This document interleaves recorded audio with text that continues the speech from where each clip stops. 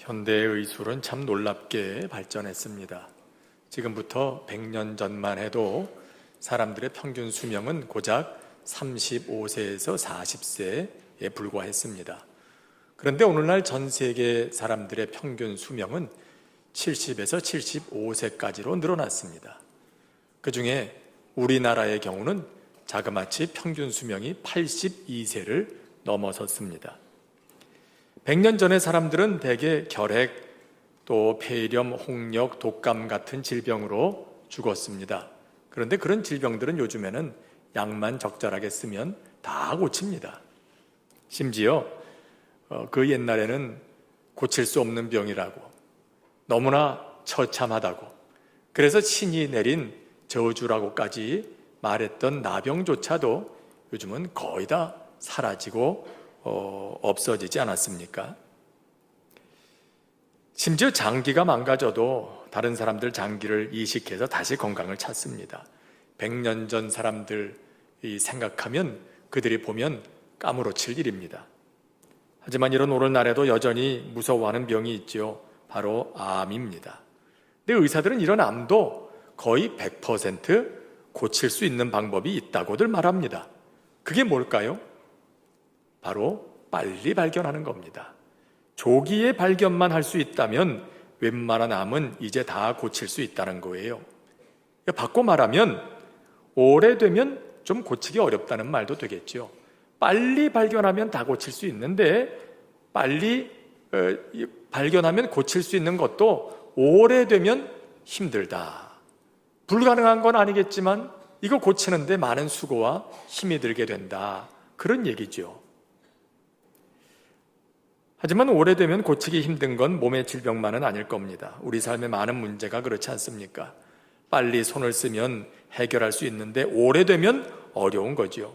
나쁜 습관도 빨리 고치면 고치기 쉽습니다. 하지만 평생 가지고 살았던 습관 참 고치기 힘듭니다. 죄도 그렇습니다. 그래서 이런 말도 있지 않습니까? 회개에는 왕복거리가 필요하다고 말이에요. 빨리 깨닫고 돌아오면 조금만 오면 됩니다. 그런데 이게 늦어져 가지고 한참 뒤에 깨닫고 돌아오려고 하면 간만큼의 거리와 시간이, 수고가 필요하게 되지 않습니까? 오늘 본문에 등장하는 이 가정에도 그런 문제가 있었어요. 어느 아버지가 예수님께 아들을 데리고 나왔습니다. 이 아들은 귀신이 들렸다고 합니다. 그래서 말도 못하고 듣지도 못합니다. 수시로 발작을 합니다. 쓰러져서 거품을 물고 이를 갈고 또 파리해져 갑니다. 이 아들은 언제나 그 가정의 어두운 그림자였습니다. 그 증상 때문에 밖에 나가지도 못했을 테고 사람들을 만나 교제하지도 못했을 테고 그래서 친구도 사귀지 못했을 겁니다. 어쩌면 이 아들을 누가 볼세라 부모들은 집안에 몰래 숨겨서 길렀을지도 모릅니다. 품고 있자니 아프고 고쳐주자니 방법이 없습니다. 그런데 이 아버지가 예수님의 소식을 듣게 됩니다. 그리고 예수님께 그를 데리고 나옵니다. 그를 보신 예수님께서 물으시죠. 언제부터 이렇게 됐느냐? 어릴 때부터입니다. 어릴 때부터입니다. 여러분, 그랬습니다. 이 아들의 증상은 하루아침에 생긴 게 아니었어요. 오래된 것이었습니다. 아주 뿌리 깊은 문제였습니다. 뿌리 깊은 상처였습니다. 어쩌면 팔자 소관으로 알고 포기하고 살아왔을지도 모를 일입니다. 왜 우리 가정에만 이런 일이 있는가? 왜 우리 아들만 이런 고통을 당하는가? 원망하며 살았을지도 모릅니다. 그런데 예수님에 대한 소문을 들은 이들은 그들의 문제를 예수님께로 가지고 나오기로 합니다. 그리고 오늘 성경이 보여주고 있는 것처럼 예수님의 권세 앞에서 귀신은 쫓겨나고 이 가정은 그 어두움에서 해방됩니다. 지금까지 누구도 해결하지 못했던 문제가 풀리는 역사가 일어난 겁니다. 어쩌면 우리에게도 오래된 문제, 오래된 상처, 오랫동안 우리를 괴롭혀왔던 어려움이 있을지도 모릅니다. 이 아들이 힘들어했고 이 가정이 함께 힘들어했던 그 문제처럼 우리를 힘들게 했던 뿌리 깊은 상처, 어려움이 있을지도 모르죠. 하지만 그것이 무엇이 되었든 얼마나 오래된 것이 되었든 주님의 손에 들려지면 해결될 수 있음을 믿을 수 있기를 바랍니다. 그래서 예수님께서 물으시는 겁니다. 언제부터 이랬느냐고 말입니다. 예수님이 몰라서 묻는 게 아니지 않습니까? 예수님은 다 아십니다. 빌립이 먼저 예수님을 만난 후에 그의 절친 나다나엘을 예수님께로 데리고 옵니다. 그때 예수님께서 그의 속을 꿰뚫어 보시며 말씀하시죠. 보라, 이는 참 이스라엘이요, 그 속에 간사한 것이 없구나. 나다나엘이 깜짝 놀라서 묻습니다. 어떻게 저를 아십니까? 그러자 주님 뭐라고 하시죠? 빌립이 너를 데려오기 전부터, 훨씬 전부터 내가 너를 알고 있노라고. 내가 너를 보았노라고. 여러분, 예수님은 다 아십니다. 우리의 삶의 구석구석, 우리의 속 깊은 곳까지라도 다 꿰뚫어 보십니다. 그러니 굳이 물으실 필요가 없습니다. 그런데 지금 예수님께서 아버지에게 물으시는 거죠. 언제부터 이랬냐고. 왜 물으시는 걸까요? 이유가 있습니다. 그 사건을 보고 있는 사람들을 위해서입니다. 이 고통이 얼마나 오래된 것인지, 그리고 그런 문제라도 주님께서 얼마든지 해결하실 수 있는 분이시라는 그 사실을, 전능하신 하나님이란 사실을 알게 하시려는 겁니다.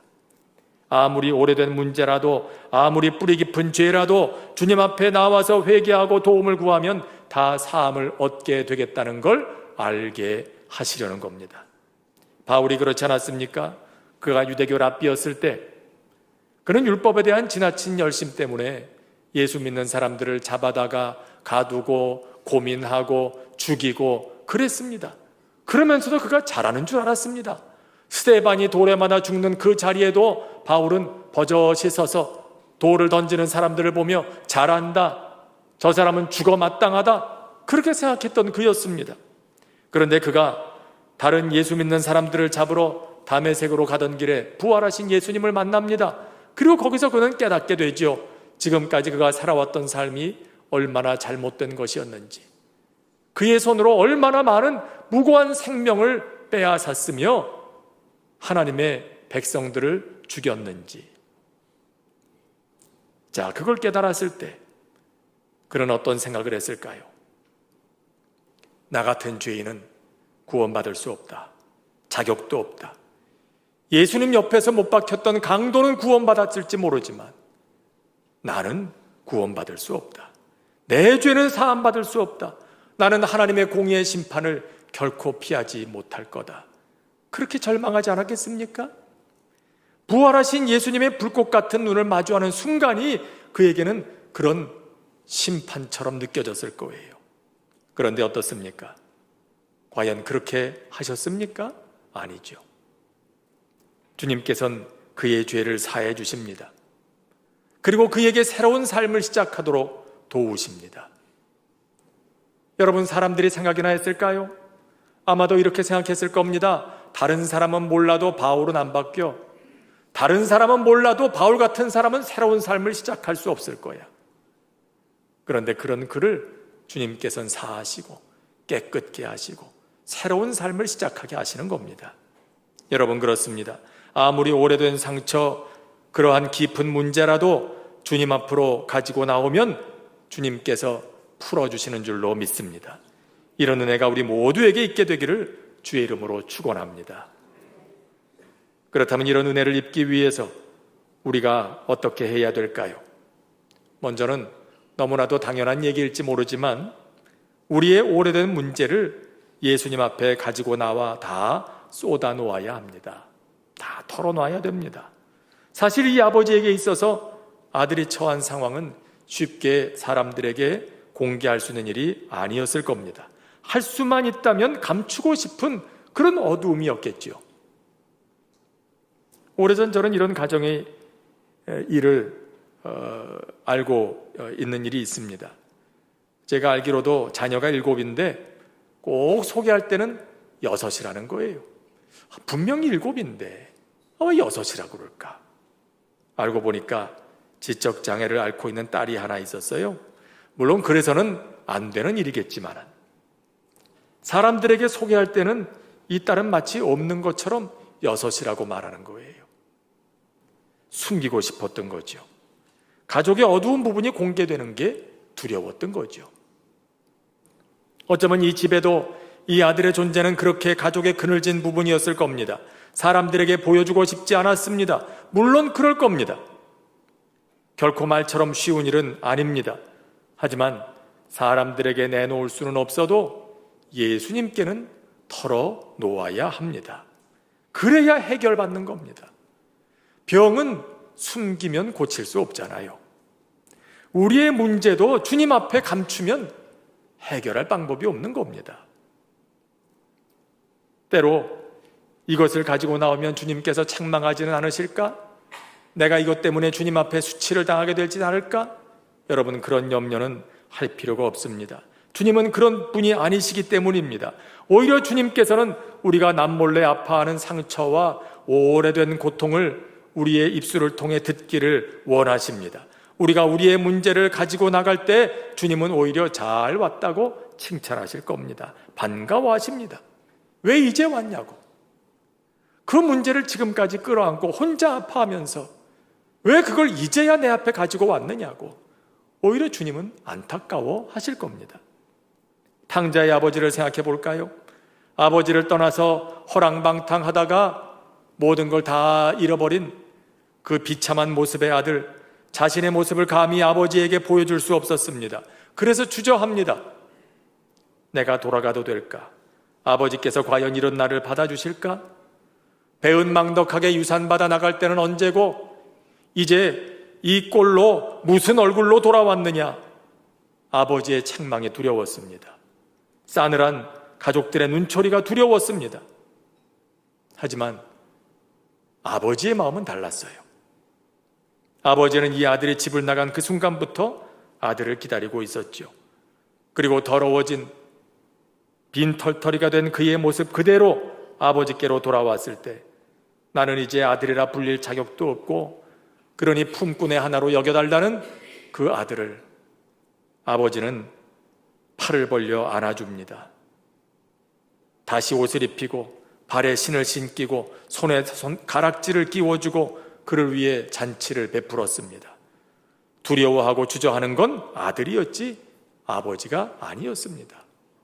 아마도 아버지도 그렇게 얘기했을 거예요.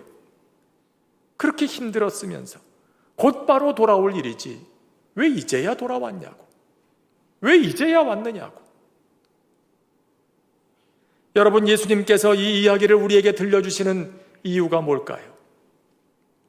하나님의 마음이 이렇다는 걸 우리에게 가르치시려는 것 아니겠습니까? 하나님께서 이렇게 우리를 기다리고 계신다는 겁니다.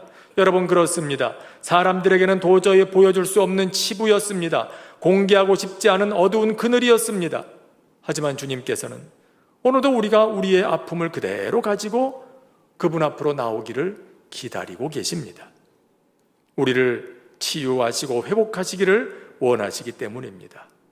그렇기 때문에 우리의 오래된 뿌리 깊은 상처를 치유하시고 온전케 하시는 주님의 손길을 경험하기 위해서 우리가 내디뎌야 할 첫 번째 발걸음이 있다면 바로 이것입니다. 주님 앞에 나와서 숨김없이 아뢰는 것. 그렇게 할 때 우리를 뿌리 깊은 상처와 고통으로부터 온전케 하시는 주님의 권세를 경험하게 될 것입니다. 이제 그렇게 나온 이 아버지에게 주님 말씀하십니다. 할 수 있거든이 무슨 말이냐? 믿는 자에게는 능하지 못할 일이 없다. 왜 이렇게 책망하시죠? 오늘 우리가 읽은 본문 바로 직전에 나오는 사건 때문입니다. 예수님이 산에 올라가 계실 때 이 아버지가 먼저 제자들에게 아들을 데리고 왔어요. 고쳐달라고. 근데 제자들이 못하는 겁니다. 혹시나 제자들이 예수님의 제자니까 그래도 좀 도와줄 수 있지 않을까? 그리고 왔는데 역시나 도와주질 못하는 거예요. 그러니 마음에 실망했겠죠. 어쩐지 내 생각에 맞았어. 데리고 와서 무슨 득을 보겠나. 근데 그때 예수님이 오신 거지요. 그러니 의심하는 마음에 예수님께 묻는 거예요. 제자들도 못하던데 당신은 선생이니까 좀 나을지 모르겠습니다. 뭐라도 하실 수 있거든 좀 어떻게 해주세요. 그걸 보시고 예수님 책망하시는 거죠. 할 수 있거든이 무슨 말이냐. 믿는 자에게는 능하지 못할 일이 없다. 이 말씀을 듣는 순간에 이 아버지는 깨닫게 됩니다. 아하, 나에게 문제가 있었구나. 그리고 얘기하는 거지요. 부르짖는 것이지요. 주님, 나를 도와주십시오. 내게 믿음이 없습니다. 나의 믿음 없는 것을 도와주십시오. 깨달았어요. 아들만 문제라고 생각했는데, 귀신만 문제라고 생각했는데, 이 가정의 뿌리 깊은 어려움과 고통과 상처의 이면에는 아버지 자신의 책임도 있다는 걸 그는 그제서야 깨닫게 된 거예요. 그리고 주님께 도움을 청합니다. 주님, 나를 도와주십시오. 그들만이 문제라고 생각했는데 이제 보니 믿음 없는 나에게도 문제가 있었습니다. 여러분, 때로 우리의 삶의 뿌리 깊은 상처와 고통을 생각하면 우리는 이것이 무엇 때문인가, 누구 때문인가를 생각하지요. 그리고는 쉽게 그것에게 혹은 그 누군가에게 가해자라는 딱지를 붙입니다. 그리고 자신은 단지 피해자일 뿐이라고 생각합니다. 그것 때문에, 그 사람 때문에, 그 일 때문에 내 인생이 이렇게 됐다, 이 모양이 됐다, 이게 다 그것 때문이다, 그들 때문이다, 그 일 때문이다, 그렇게 생각합니다. 물론 그럴 수도 있겠습니다. 때로는 틀림없이 그렇기도 할 겁니다. 하지만 주님 앞에 서면 나 또한 뿌리 깊은 상처, 오래된 문제에 책임이 있는 사람임도 깨닫게 됩니다. 그리고 그 아버지가 그랬던 것처럼 나 때문입니다. 다른 사람 아닌 바로 나 자신에게도 책임이 있습니다. 문제가 있습니다. 주님, 나를 도와주십시오. 그렇게 손들고 나오게 되는 거지요. 여러분, 이런 자세로 주님 앞에 나오게 될 때, 그럴 때 우리 안에 오래되어 냄새나는 그런 문제와 상처까지도 어루만지시고 온전케 하시는 주님의 능력을 경험하게 됩니다. 여러분, 헬렌 켈러를 잘 아시죠? 그분은 태어난 지 1년 반 만에 열병을 앓아서 눈 멀고 귀 먹고 말하지 못하는 삼중고의 여인이 됩니다. 그러다 보니 이 아이는 매우 반항적이고 폭력적으로 변해가기 시작했어요. 부모는 그런 아이가 불쌍해서 그저 뭐든지 오냐 키웠습니다. 그러다가 도저히 감당할 수 없어서 7살 되던 해에 가정교사를 드렸습니다. 그가 여러분 잘 아시는 앤 설리번 선생입니다. 그때 설리번 선생이 보니까 이 아이의 모습이 말이 아닙니다. 음식은 손으로 마구 집어먹고 마음에 들지 않으면 손에 잡히는 대로 집어던지고 자기 머리를 쥐어뜯고 동물처럼 울부짖고, 그런 헬렌 켈러에게 부모가 해줄 수 있었던 건 사탕을 주어서 달래는 것밖에 없었죠. 부모들은 생각했어요. 내가 우리 딸에 대해서 제일 잘한다. 이 아이를 달랠 수 있는 방법은 이것밖에 없다. 이렇게 살 수밖에 없다. 그런데 설리번 선생은 다르게 봤어요. 그는 말합니다. 한 가지 제안을 합니다. 이 아이가 사람답게 자라기를 바란다면 부모의 손을 떠나서 내게 맡겨주는 일이라고.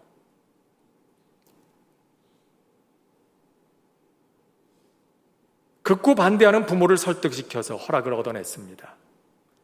그리고 헬렌 켈러를 데리고 떠나서 자기 방식대로 가르치기 시작했습니다. 때로는 겉보기에 가혹하다 여겨질 만큼 강하게, 단호하게, 하지만 깊은 애정을 가지고 그녀를 품어주면서 그렇게 그를 가르쳤습니다. 그리고 그런 설리번 선생의 품에서 오늘 우리가 알고 있는 헬렌 켈러가 다시 태어나게 되는 것이죠. 여러분, 그렇습니다. 헬렌 켈러가 부모의 손에 있었다면 행동장애를 가진 사람으로 평생 살다가 그렇게 생을 마감했을지도 모를 일입니다. 부모도 그녀를 사랑했지만 바르게 사랑하는 법을 알지 못했습니다. 헬렌 켈러는 설리번 선생의 손에 맡겨져야 했죠. 우리의 인생도 마찬가지인 겁니다. 나도 내 인생을 사랑합니다. 하지만 죄로 물든 우리는 우리 자신을 진정으로 사랑하는 법을 잘 알지 못합니다. 그래서 나를 위해 한다는 게 도리어 해가 될 때가 있는 거죠. 그래서 우리는 나 아닌 또 다른 분의 손을 필요로 합니다. 바른 방식으로 나를 사랑해 줄 수 있는 분, 나를 비로소 그리스도의 형상으로 만들어 가실 수 있는 능력 있는 분의 손을 필요로 합니다. 때로 그분의 방식은 불편하기도 합니다. 때로 그분의 방식은 가혹하게 느껴지기도 합니다. 너무 느린 것 같기도 합니다. 하지만 예수님께 오늘 이 아버지가 그런 것처럼 내가 믿나이다. 나의 믿음 없는 것을 도와주소서.